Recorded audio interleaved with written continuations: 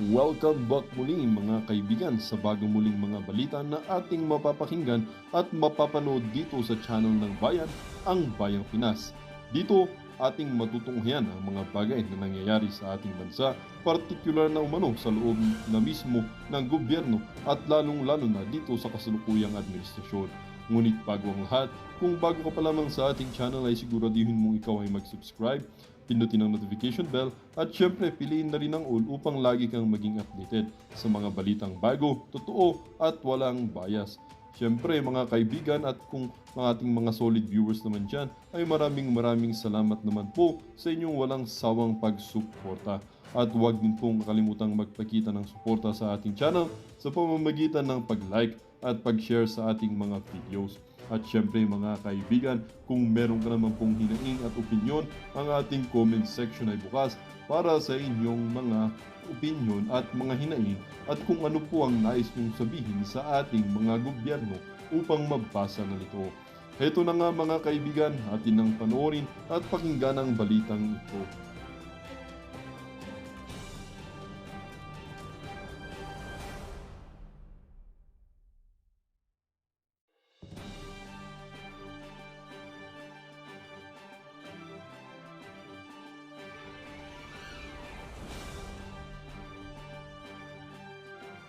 Yun na nga mga kababayan, posibleng asuhan ng Senado kung i-delay ang paglilitis ayon sa ilang law expert.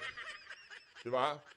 Naratibo sa House of Representatives, yung mga law expert kung tawagin nila iisa ho, madaliin na yung impeachment na yan. Bilisan nyo na yan. Mainstream media, mga congressman at yung mga pwedeng bayaran ng administrasyon para pressurein etong Senado para umpisahan na as soon as possible yung impeachment na yan. Talagang in full swing ho ang ginagawa nilang ang pang-pressure dito kay Chis Escudero. Simple lang naman. Actually, sang-ayon tayo dun sa sinasabi nitong si Chis Kasi nandiyan na yan Ano pa pong magagawa natin? Ang issue na lang na dapat lutasin yung mga petisyon sa Korte Suprema kung valid nga ba yung ika-apat na impeachment. Baka impeachment, tayo ng trial, sabihin ng Korte Suprema, naku, mali yan. Dapat doon sa unang impeachment pa lang, tapos na. Dapat yon ang pag-usapan. Hindi yung pangalawa, pangatlo, pang-apat. Pang-apat, yung pang-apat pa lang ang tutugunan nitong mga walang yung congressman na to. Sinabi, isang impeachment complaint kada isang taon. Naka-apat na ho yan. Ibig sabihin yung pangalawa, pangatlo, pang-apat, invalid na ho yan. Para sa atin kahit di tayo abogado. Base ho yan sa mga abogadong marinig natin. Pero huwag kayo magalit sa akin, magalit kayo sa kanila. Kung mali tayo, kasalanan nila. Eto. Nakikinig lang naman ho tayo sa mga abogado. Base dito kay Congressman Rodante Marcoleta, one impeachment complaint kada isang taon sa mga impeachable government official. O nakaisa na, dapat stop na doon. Hindi pwede pangalawa, pangatlo, pang-apat. Wala daw hong ganon. Kayayaan niyang isa sa mga kinwestiyon ng kampo ni BP Sara sa Korte Suprema. Hintayin ho natin ang ating Supreme Court kung ano sasabihin nila dyan. Samantala, umpisahan ho muna natin ang ating talakaya dito kay GM. Nagbabala ang ilang eksperto sa posibleng epekto ng pag-delay sa impeachment trial ni Vice President Sara Duterte. Bukod sa posibleng kaso sa Senado, pinangangambahan din ang paghihimasok ng ibang bansa. Naunang iginit ng Senado na hindi sila pwedeng maglitis ng nakareses. Nakatutok si Tina Hanganiban Perez. Sa mungkahing timetable ni Senate President Chis Escudero, sa Hulyo pa sisimula ng impeachment trial ni Vice President Sara Duterte. We are acting on it prudently. We are not rushing, but neither are we delaying. Pero babala ngayon ng ilang eksperto sa konstitusyon. Ang gusto ko kasing mangyari nitong mga expert kuno sa Constitution, kahit walang rules, kung ano man yung mga rules na nandiyan, gamitin na natin, i-impeach na natin si VP Sara. Mga dilawan ho yung mga yan. Yaang si, ang pangalan nito? Yaang si, pangalan to? Posibleng maharap sa mga kaso ang Senado Yan. kung hindi agad simula ng impeachment trial.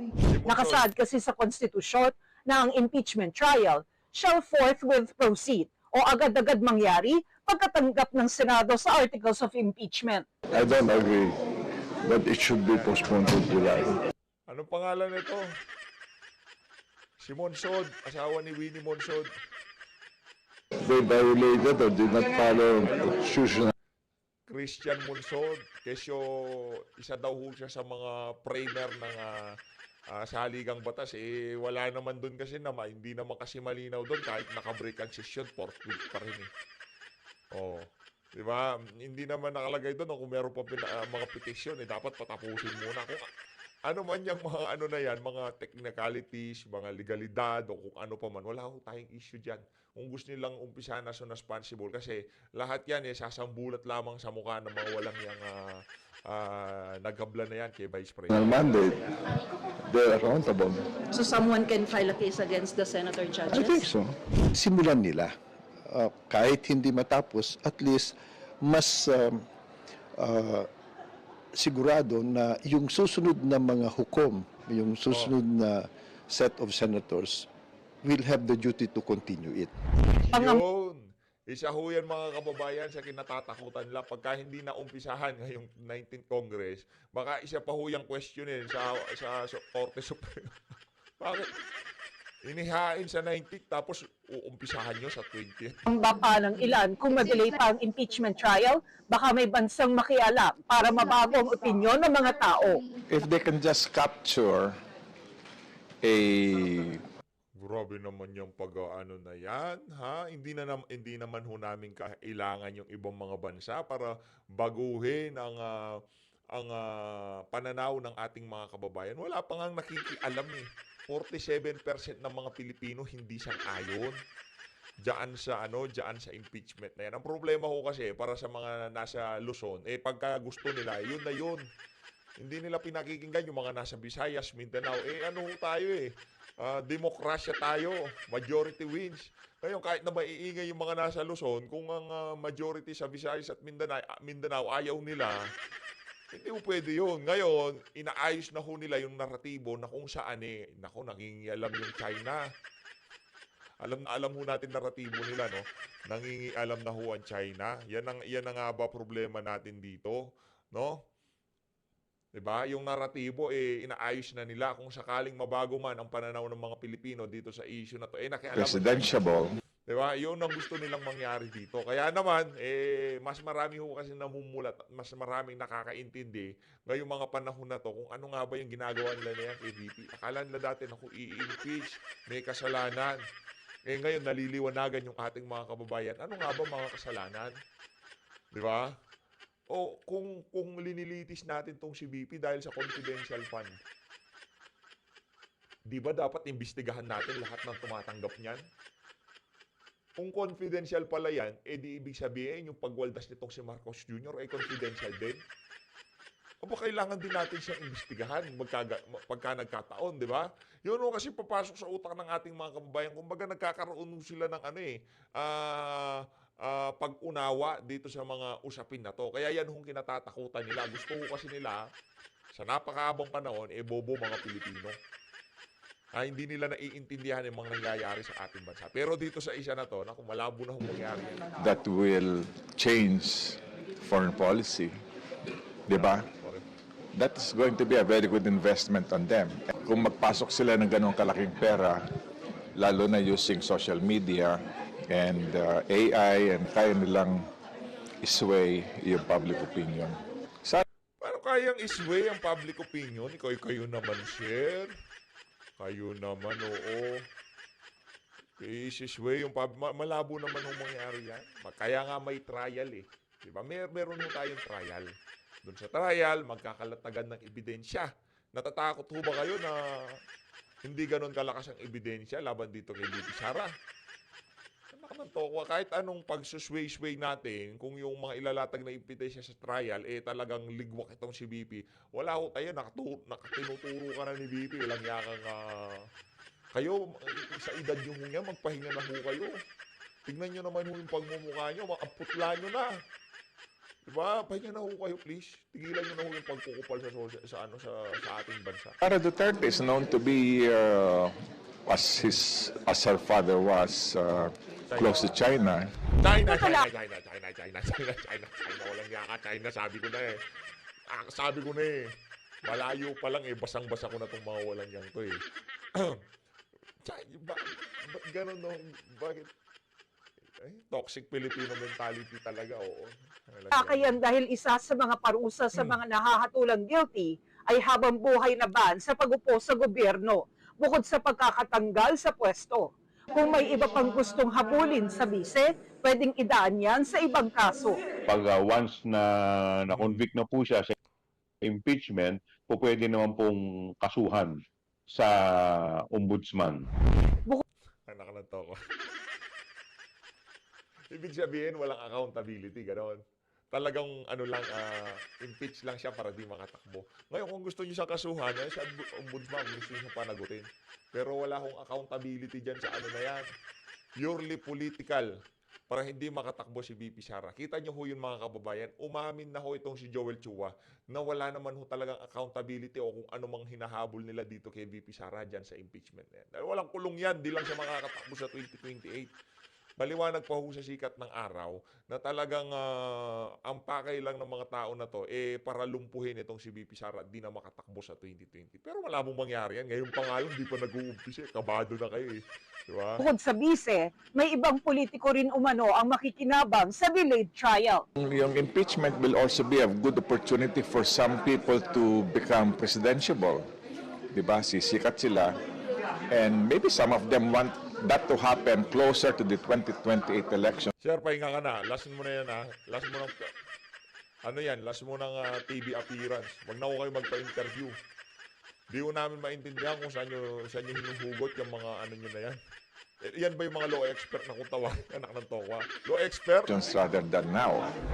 Ay, kung yung mga itsura na yon, yun yung mga tinatawag na law expert. Ayoko na maging law expert, ayoko na mag-abogado. Habang wala pang trial, ay tuloy Di ba nahihiya yung mga ibang law expert pagka nakikita nila nagsasalita yung mama na yun? Anak ng tokwa. Ano daw? Ano pakialam ng China sa atin? Sa totoo lang ha, interest lang ng China dyan ha, sa atin. Ito ha, yung West Philippine Sea. Meron doon talagang ano doon. Meron doon talaga silang interest doon. Pero para pakialaman ng politika, ipagtanggol si VP Sara. Ako. Sa dami ng pera ng administrasyon na to, kung mangyari man yun, malalaman nyo.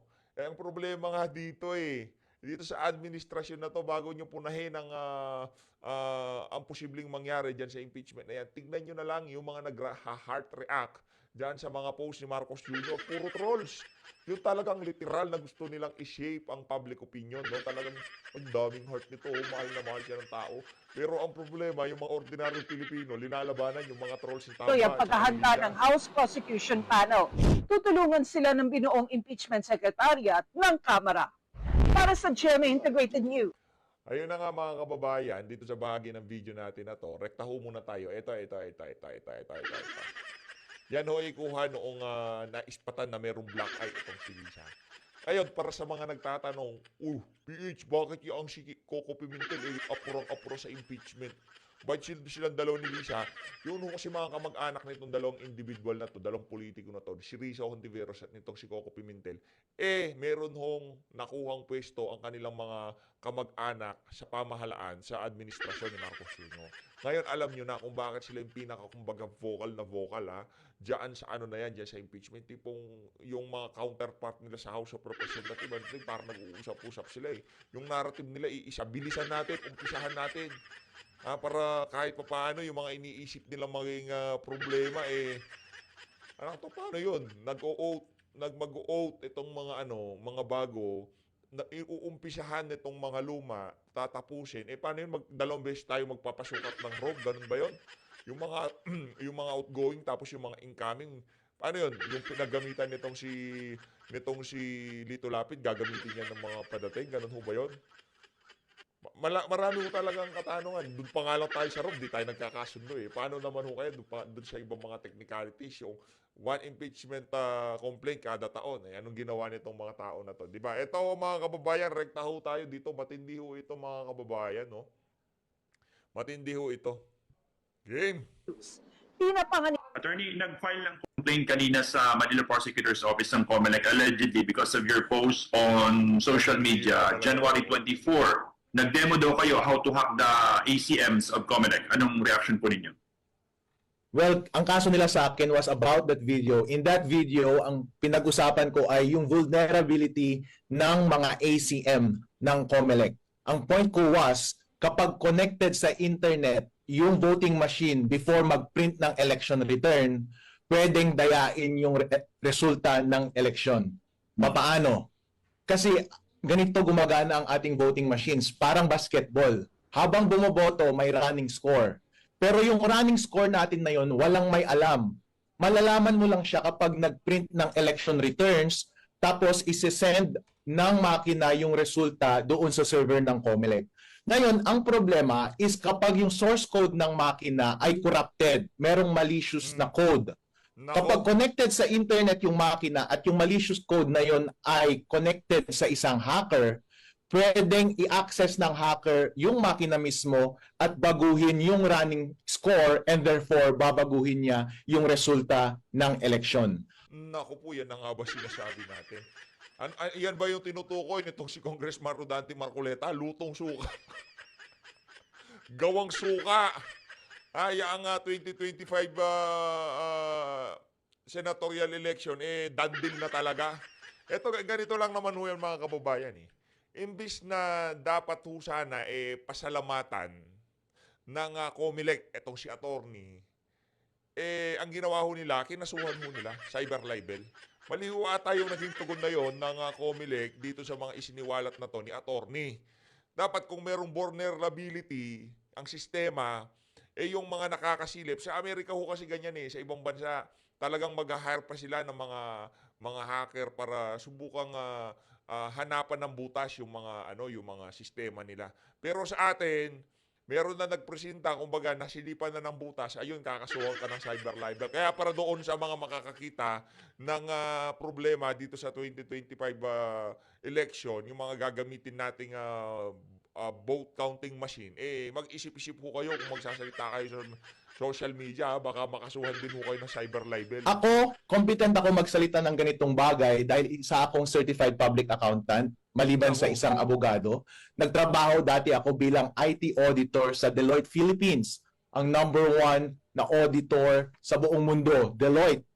Isa akong IT auditor doon. So naiintindihan ko lahat ng information systems at lahat ng mga computer systems na katulad nito. Essentially, kapag meron kang gadget, katulad ng isang voting machine or katulad ng cellphone mo or laptop, try mo siya dalhin sa Green Hills, kahit may password yan. Di ba pwede nilang baguhin yung laman ng laptop mo? Pwede nilang baguhin yung operating system? Ganon din ang pwede nilang gawin sa voting machine. Kahit na sinong tao na may physical access dyan sa voting machine at lumapit ka sa voting machine, pwede mong baguhin yon at mula sa labas, parang walang mali, pero merong potential na vulnerability, yung makina na yon, merong malicious code. At pagdating ng eleksyon, yung malicious code na yon ay pwedeng i-take advantage ng mga hacker para makipag-usap doon sa makina at in real time, bago mag-print ng election return, babaguhin nila yung resulta ng eleksyon. Tinays ko ito as a concern dahil naiintindihan ko kung paano gumana ang mga ganitong bagay-bagay. At pinag-usapan ko ito para makagawa ng punto sa COMELEC na, hey COMELEC, may vulnerability. Parang meron na naman ho tayong nakikitang panibagong Glenn Chong na pasikat na Glenn Chong. Itong Atty. Glenn Chong 2.0 si Atty. Glenn Chong naman, di naman yung eksperto sa pagdating sa IT industry ka nga. Pero itong si Sir, nagtrabaho sa IT to. Alam ho niya kanya sinasabi. Di ko sinasabi, Atty. Glenn, na di mo alam sinasabi mo. Pero sinasabi ho natin dito, imbis na dapat kasuhan, dapat ho sana, intindihin, alamin kung saan nanggagaling itong si attorney. Kaso kasi ng kaso, mahilig kasi mga kaso itong administrasyon na to Vulnerability sa ating voting machine, may vulnerability sa rules ninyo. Kasi ang rules ninyo ngayon ay nagsasabi na dapat connected yung voting machine sa internet all throughout the day. Isa lang ang pwede ninyong baguhin dyan sa rules ninyo para maitama itong kahinaan na to. At yun ay, saka mo lang i-connect dapat yung makina sa internet after pag-print ng election return.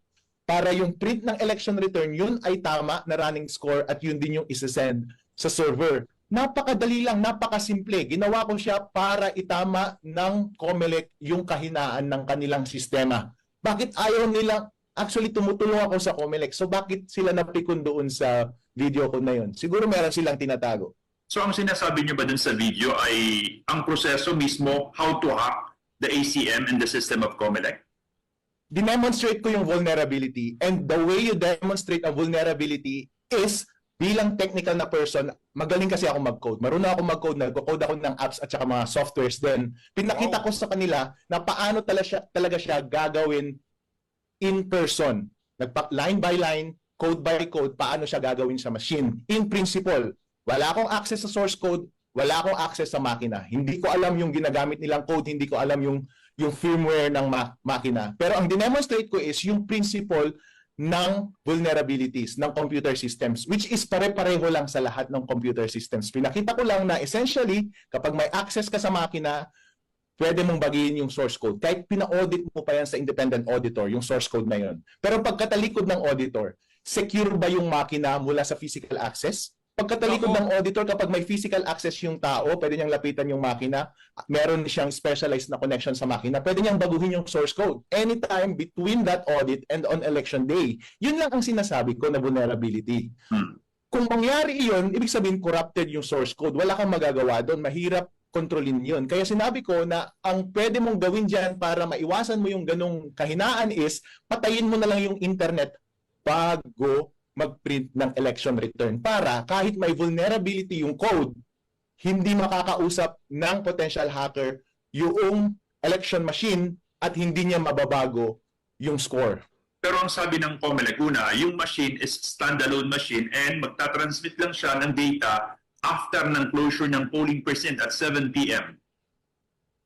That is true. Yun ang sabi ng rules. Paano kapag merong malicious code doon sa makina mismo at connection siya sa internet? Siyempre, yung mandaraya, yung hacker, siyempre gagawa siya out of procedures, hindi ba? Pero kapag connected sa internet at corrupted doon, pwede nang nag-uusap yung makina at saka hacker. Kahit na anong instruction, pwede niya nang i-shoot doon sa makina. Kahit sabihin mong dapat, yun ang dapat. Pero kapag compromise na yung source code, ibig sabihin, lahat ng hindi dapat, pwede nang mangyari. Which is yun yung dinemonstrate ko. Kahit ano pa ang ilagay mo dyan sa rules na yan, pero itong vulnerability na ito, hindi mo clinose, ito yung possible na pwedeng gawin. Dinemonstrate ko siya para maintindihan ng Comelec yung kahinaan ng voting system at sana mai-correct nila. At simple lang siya i-correct. Attorney, how do you plan to address, to answer the complaint against you? Anti-cybercrime crime law ang isinampa pong reklamo sa inyo, and sabi ng Comelec, magpa-file din sila ng disbarment case and then they will go to the PRC para ho sa inyong lisensya as CPA. Alright, no problem. Kailangan nating harapin yung mga ganyang mga challenges. Pero dito masusubok yung kalayaan natin bilang mga Pilipino. Ano ba ang gagawin ng gobyerno? Patatahimikin niya ba yung mga tao na nagsasabi ng mga gawain ng gobyerno para itama ang gobyerno? O papakinggan niya sila at itatama yung mga mali? O kaya naman patatahimikin niya tulad ng ginagawa ngayon? Ang suggestion ko sa Comelec ay, hello Comelec, freedom of speech ito. Bilang citizen ng Pilipinas, may karapatan akong magsalita at magkomento sa lahat ng transaksyon ng government. At ito lamang ay para itama yung mga kahinaan ng gobyerno, para maging tama. Dapat ang gawin ng Comelec ay makinig sila at tignan nila sa sarili nila kung anong mali at itama nila. Ngayon, ang hindi dapat nilang gawin ay patahimikin ang tao at abusuhin ang kanilang karapatan na magsalita laban sa ating gobyerno. Dahil fundamental right yan, freedom of speech. Nangyari na yan nung nakaraang mga administrasyon sa iba't ibang bansa. Kaka-celebrate lang natin ng EDSA Revolution. Yung gobyerno na pinapatahimik ang tao na nagsasabi ng katotohanan sa huli ay hindi nananalo. Hindi magiging maganda ang itsura nito sa Comelec. Hindi magiging maganda ang itsura nito kay Commissioner Garcia. Dapat maging mature siya sa approach, pakinggan niya yung concern, and i-address niya yung concern mismo. Huwag niyang patahimikan yung tao. Kasi kapag ganun ang mangyayari, mukha lang silang guilty. Kapag hindi totoo yung sinasabi ko, let the public judge for themselves. Attorney, last na lamang po. Ano kaya kung halimbawa yung gesture po ninyo or yung naging action ninyo, instead of posting on social media, ay nakipag-coordinate kayo sa Comelec to inform them the vulnerability of the ACMs? Yep, nakipag-usap. Actually, nangyari yung ginawa ko sa social media kasi nag-demo yung COMELEC sa aming bayan. Tumatakbo kasi ang Vice Mayor Serena Mercedes ng Isabela at may demonstration sila ng machines. Bilang expert sa IT, kinausap ko yung mga COMELEC official kung paano talaga gumagana yung mga voting machine. At saka cross-reference ko yun, pinag-aralan ko yung mga procedure ng COMELEC, paano i-handle yung mga voting machine. And dun ko nakita yung vulnerability. Actually, rinaise ko ito sa head ng COMELEC dun sa local namin. Nakausap ko rin yung probinsya ng COMELEC yung provincial head ng COMELEC sa aming probinsya sa Isabela. And you know what, kung anong sagot nila sa atin? Of course, i-expect mo defensive and dismissive. Hindi mo maasahan na sasagot sila. Kapag kakausapin mo yung COMELEC ngayon, sa tingin mo seryosohin nila yung mga hinaing ko sa kanila.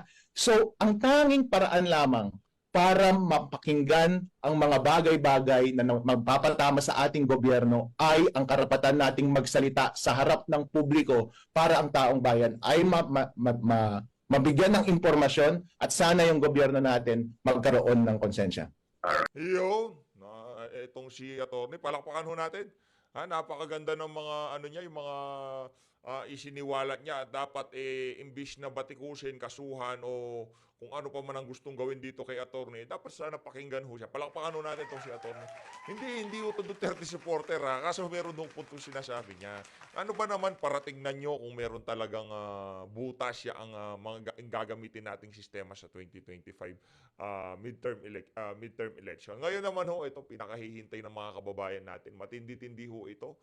Sagutan ho nitong si President Trump at nitong si Zelensky. Pakinggan. Ito kay Marcos Jr., makinig ka dito. Naku, ayusin nyo yung mga desisyon nyo sa buhay kasi itong bagong presidente ng Amerika, walang BS to. Hindi to kagaya nito si Joe Biden. No? Pakinggan nun natin. Game. Dito na ho tayo sa bandang kalahati. Doon sa magsasalita na sila. Dito. Okay? Let's start from the beginning. Sure. First of all, during the war, everybody has problems. Even you, but you have nice ocean. And don't feel now, but you will feel it in the future. God bless. You don't know that. God bless. God bless. You will not have a war. Don't tell us what we're going to feel. We're trying to solve a problem. Don't tell us what we're going to feel. I'm not telling you. Because you're in no position to dictate that. Remember this. You're in no position to dictate what we're going to feel. We're going to feel very good. We're going to feel very good and very strong. Ito kasi si Zelensky, parang ito si Marcos Jr. Pagka hindi nila nakukuha gusto nila, nag-aalboroto sila.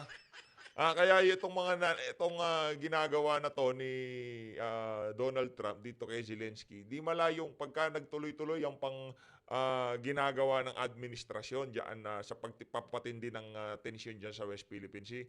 Pagka iiwan na ho tayo ng Amerika at yung sasabihin nila, wala na Hindi pwede yan. Ano naman kayo, mag-usap na lang. Pagkatapos na pulbos yung buong lugar nila, ngayon, na lang, peace talk. Wala yun, anong gagawa natin?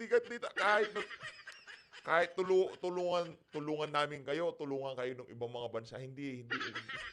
Mapapatagal lang natin dyan, pero doon din ang bagsak niyan. Ganun lang naman gusto mangyari nitong si Trump Mag-usap na, tapusin na natin to, kasi nakasaalang-alang ang buong mundo dyan sa mga kabalbalan mo na yan, Zelensky. Parang ganun You're right now not in a very good position. You've allowed yourself to be in a very bad position, and he happens to be right about it. From the very beginning of the war, you're not in a good position. You don't have the... Imagine, bumisita ka na lang sa bahay na may bahay, nang hihingi ka ng pabor, tapos makikipagsagutan ka ng ganyan. Yan yung mga narcissist. Lahat na lang, tama sila, lahat ng ginagawa nila. Yan cards right now. With us, you start having cards. Right now, you don't. You're playing cards. You're playing cards. You're gambling with the lives of millions of people. You're gambling with World War III.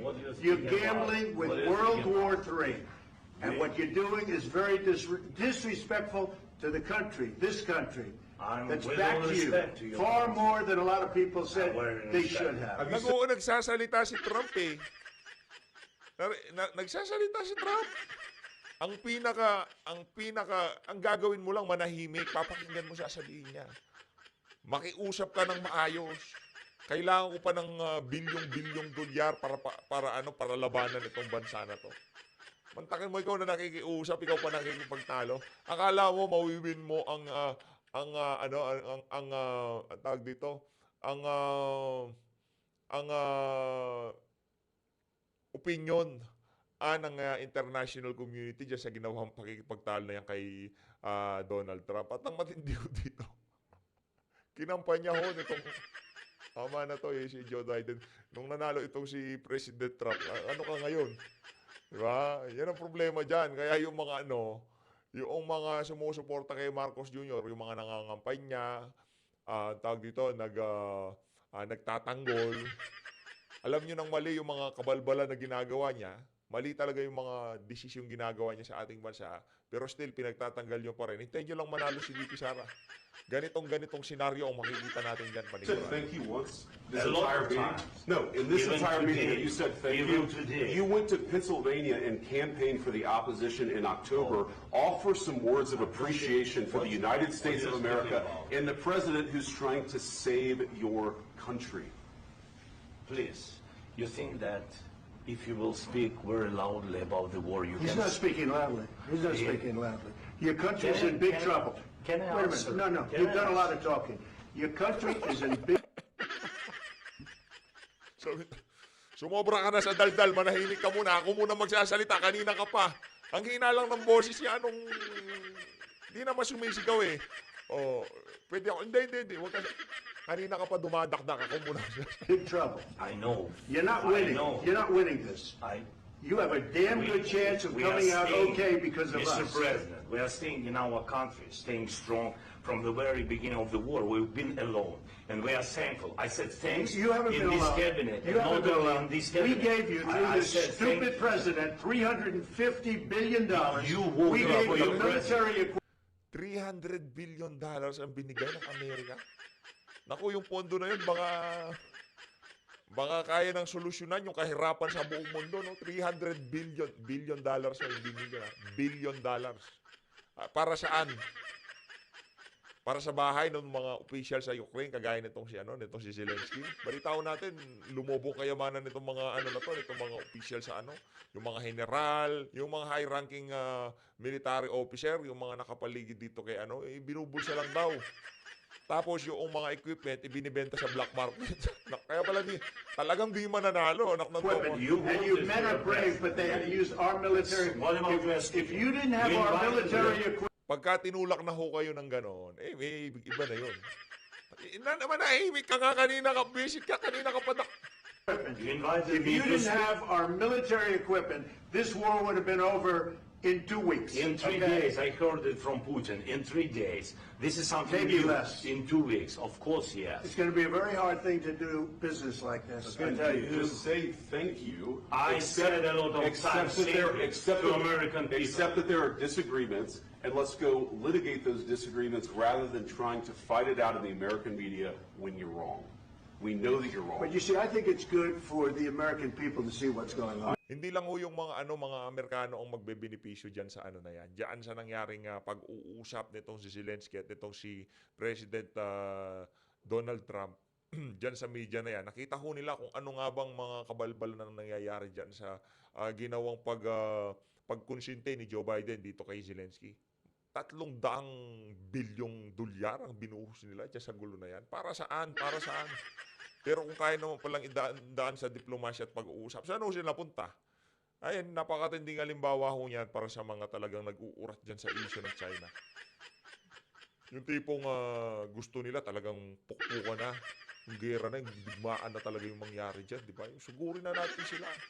Bandang huli, binigyan na ho ng mahigit 300 bilyon ng Amerika itong Ukraine. Bandang huli, ano hong sinabi nitong si President-elect Donald Trump? Mag-usap na muna, ceasefire tayo. Ayaw pumayag nitong nagpauto ho siya kay Biden napakarami hong bansa ang bumaback up diyan sa gulo na yan. Mga taga-Europa, Amerika, Canada, di ba tinutulungan ho sila pero walang nangyari. Sino naging biktima dito? Sila. Yung mga kababayan nila. Pinulbos ang buong Ukraine. Para saan?